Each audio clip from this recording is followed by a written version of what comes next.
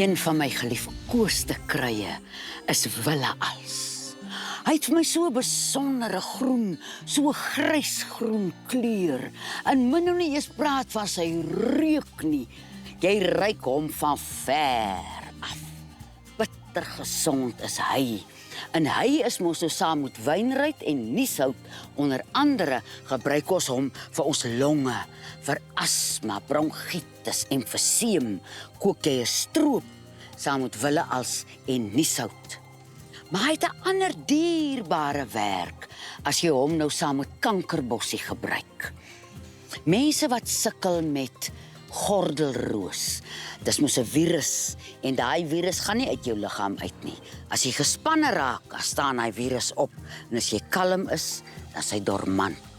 Nou as jy hierdie Wille-als saam met jou kankerbossie gebruik, van hom sal ek nou gebruik so een takkie saam met so een takkie kankerbossie op 'n liter kookwater.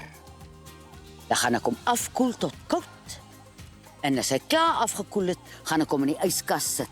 En as ek my aftreksel klaar uitgedrink het, soos gewoonlik, loop gooi ek hierdie kruie wat ek klaar mee gewerk het, weg in die tuin. Want kruie is nie vuil goed nie. Hy hoort terug in moeder natuur, daar waar hy vandaan kom.